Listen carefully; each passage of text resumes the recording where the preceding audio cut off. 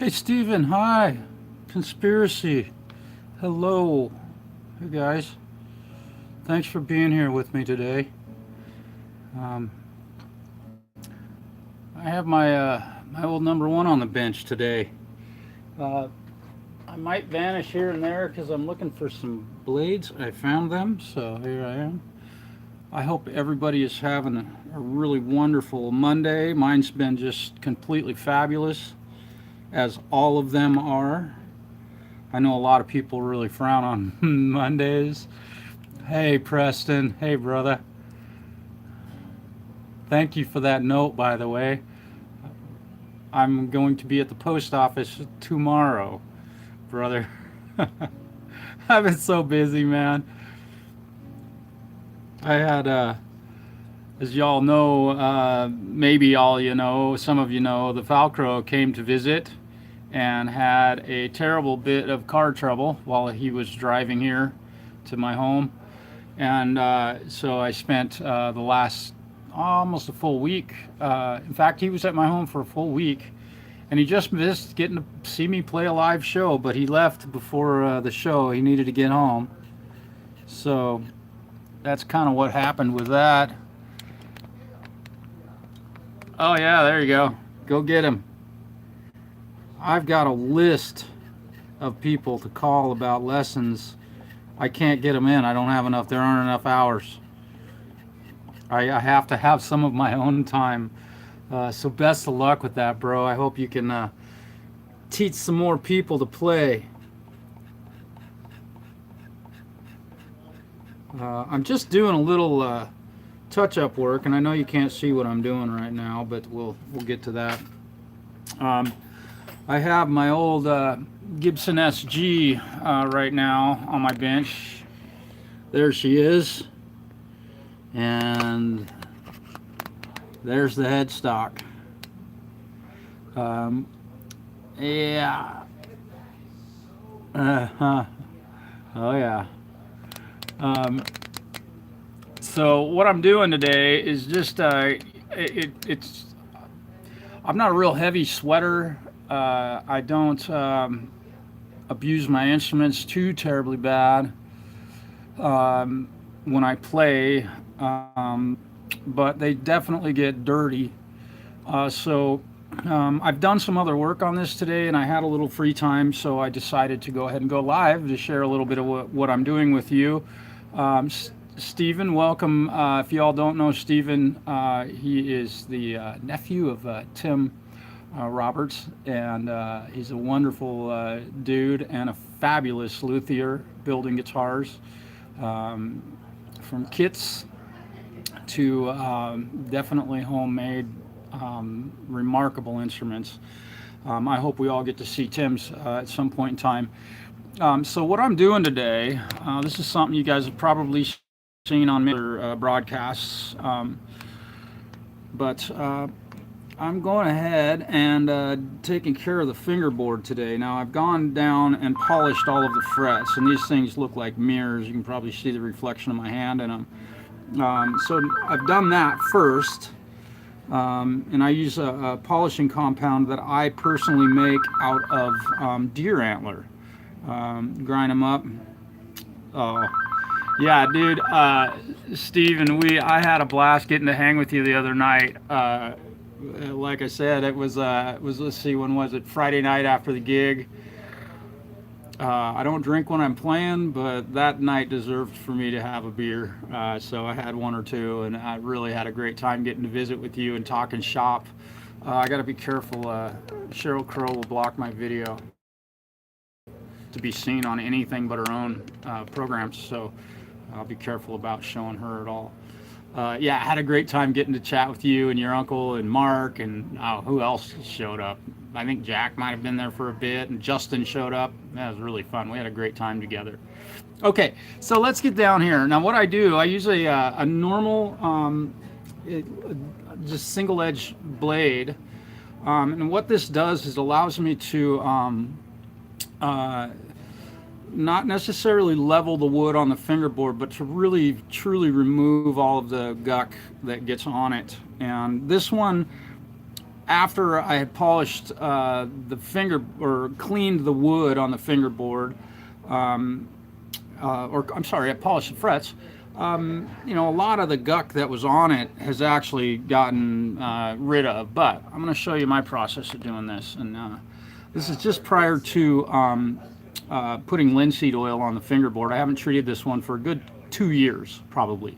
So, as you can see, these frets all look kind of dull, or these spaces between the frets, the fret markers and such, these all look shiny as you get down this direction. So I've scraped all of these up to this point on the fingerboard, and now I'm going to start here. This is my process. I grip the razor nice and tight, and with a light pressure, side to side on this. And that was a good place to start, because as you can see, I'm taking a little bit of the fret marker material off of that, which gives you a nice smooth transition between the wood and the fret markers, especially these guys, because they're really big, and the wood shrinks, and you can feel these in some cases. Now they're virtually, you can't feel them. So a real simple process here. Doesn't take a long time to do a whole fingerboard, but this is something that I do on a lot of guys' guitars, because they don't get clean for years, literally, in a lot of cases.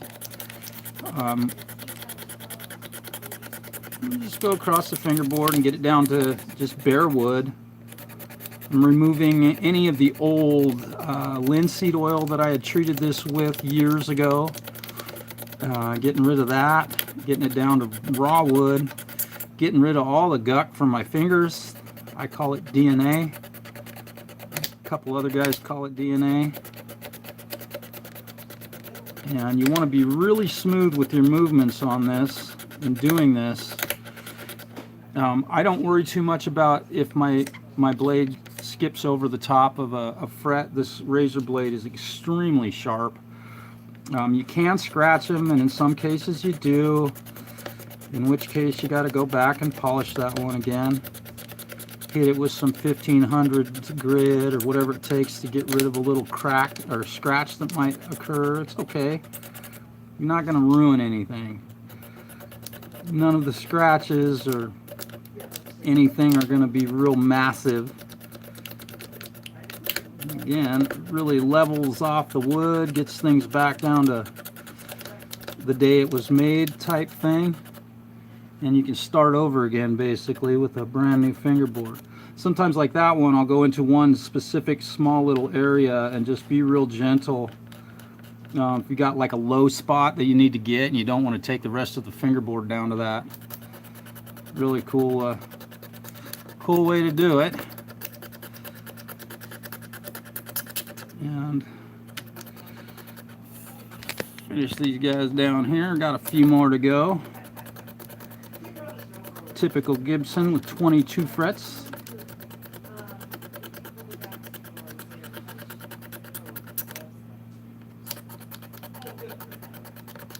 Real exciting, I know.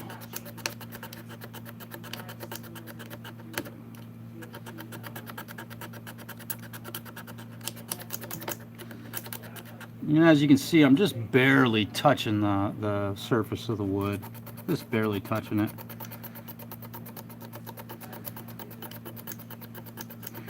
You can accomplish a lot of the same thing by using a toothbrush and some regular old Simple Green to clean a fingerboard. That's the product that I typically will use to clean a fingerboard if I don't go to this extent.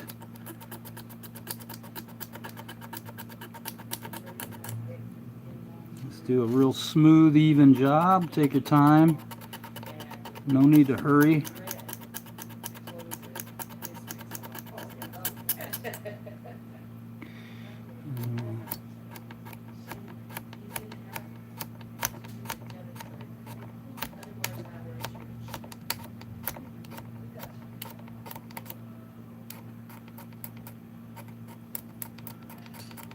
The cool thing about SGs is they don't have the body sticking out here, so you don't have to be quite so careful. Let's see. Yeah. Yeah, perfect. See? The best guys in the world use Simple Green to clean their instruments and other components. So I've got her all cleaned off here and down to bare wood. I can tell it's been a while. This stuff is really dry. So this thing is long overdue for a treatment with linseed oil. And then my next step is to take a ice pick like this. Let's get rid of that. Take an ice pick like this and then go along this edge of each fret and knock the residual guck out of there.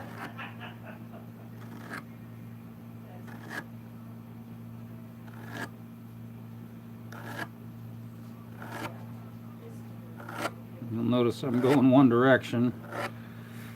This one I probably won't flip around just because of the camera angle.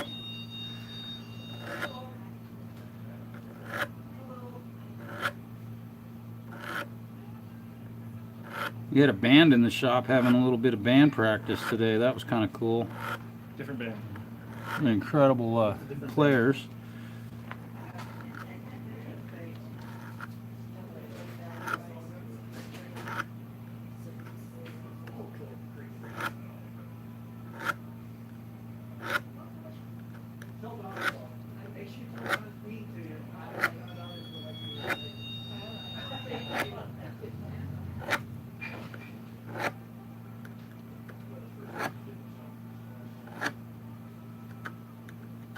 Boop.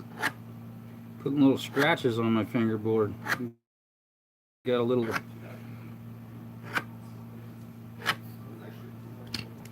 Having done that,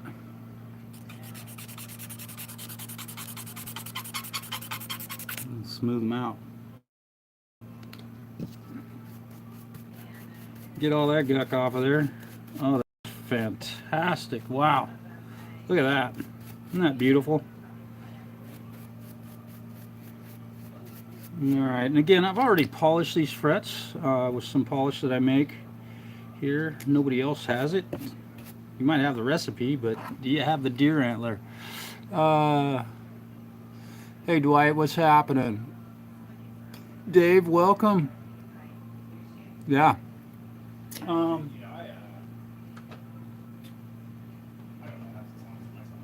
And then my favorite bottle of linseed oil. I use the unboiled stuff. You can use the boiled stuff, but nothing wrong with that. The unboiled stuff just takes a little bit longer to dry completely. Takes about 24 to 48 hours for it to dry. So let me move you up here where we can get a bigger view of the whole operation here. So that's what she looks like now. Yeah, my cameraman's not doing too bad today. And this is my process of putting linseed oil on. Doesn't take a ton, just enough.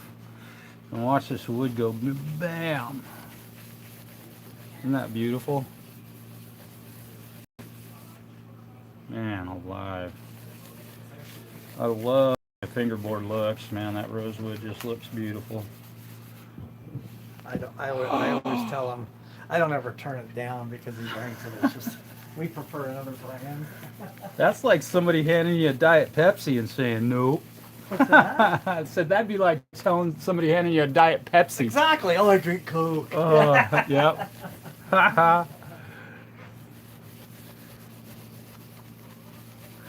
That's so cool.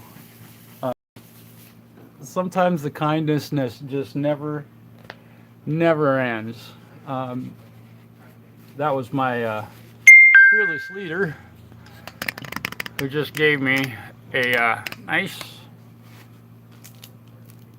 bag of coffee from one of the greatest coffee bean roasters on planet Earth, Al Too Loud McLeod. He's also one of the greatest slide guitar players in the world and one of the best bass players I've ever heard. Very talented man. And I'm lucky enough to get to work on his instruments for him. of some of which I've had videos of. So that's kind of cool. And he makes coffee amongst other things. Oh yeah, Stephen, that was so cool. Uh, we have a daily ritual where we go over to the neighbor shop, the Cock and Bull, and we buy Diet Pepsis there. That's our usually our indulgence for the day, if you will. None of us here really drink a whole lot, but Diet Pepsi, we definitely drink a whole lot. Keeps us alive, keeps us awake. I've gotten the fingerboard all oiled up now. And I'm going to go over it with a white rag to knock the dullness off of the frets. The guitar, these SGs have that nice round body on them, so they want to wobble a lot. I'm focusing now on the frets to knock that linseed oil off of the frets. And with linseed oil, man, you wipe it on and you wipe it off. And when you get done, and these frets are pretty much mirror-like at this point. I polished them today also, and you can see all the guck that came off. This is the rag that I used to polish the frets, and you can see what the black stuff that came off of them. And again, I use my own polishing compound, and in order to polish them, I just take a little dab and put it on there and then work the fret over like this. Ultimately, wipe it off. Wipe it on, wipe it off. Mr. Miyagi. And now we have this beautiful fingerboard. And it looks nearly dry at this point, but as you can see, if I roll this, those frets are absolute mirrors. They play very, very smoothly. It's amazing how great the guitar feels when they're in this condition. There are a few scratches on this. That's from roughhousing with it, playing heavy metal, you know, that sort of thing. So that's really ultimately you know, what I'm doing today at this point. I had some time and went ahead and took care of my own instrument while, you know, I'm here to help people too. And also, again, down at this end, the headstock is all glued back on it. That was not so easy on this one. It was a really rough break. I had to take the headstock completely, break it completely off. This guitar is retired from playing live anymore. I don't want to break it again like that. I probably won't break it at home. I assume I won't break it at home. So that's kind of what I was up to today, and I've gotten that part of it done. I also paid a little attention to the electronics. I noticed that at home I was starting to get a little clickety-click in one of my pots here, so I hit it with some contact cleaner and lube, and cleaned up the pickup selector switch. Just basic electronic maintenance. If you play your guitar a lot, you'll notice stuff like that begins to happen, and sometimes you won't, but pay close attention to that sort of stuff. If you're recording, especially if you're recording or playing live or doing online presentations, you don't want that volume knob making a bunch of racket or going click, click, click, or nothing, click, click. So really pay attention to that stuff. Usually some really simple contact cleaner works great, and I believe that this stuff blows deoxit, not necessarily out of the water, but the cap works on these. The deoxit cap that you buy on a modern bottle of deoxit is a complete half of your bottle will end up on your bench.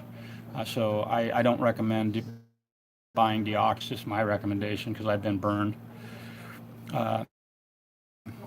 Yeah.